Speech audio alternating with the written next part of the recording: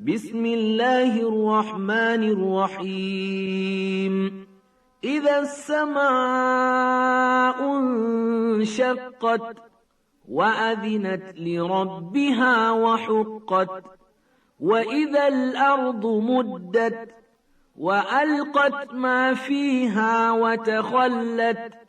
وأذنت لربها وحقت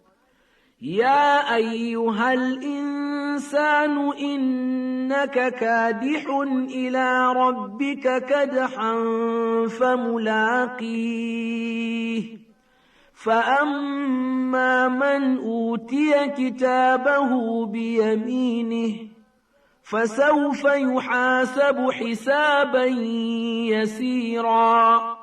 وينقلب إلى أهله مسرورا وأما من أوتي كتابه وراء ظهره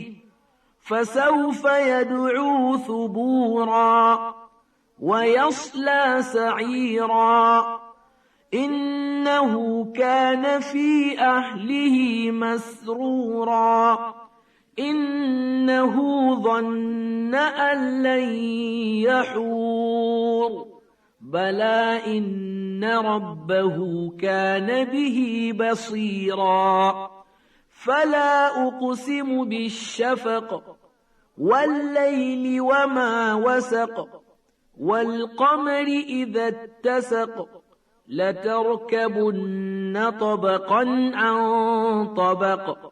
فما لهم لا يؤمنون وإذا قرئ عليهم القرآن لا يسجدون بل الذين كفروا يكذبون والله أعلم بما يوعون فبشرهم بعذاب أليم إلا الذين آمنوا وعملوا الصالحات لهم أجر غير ممنون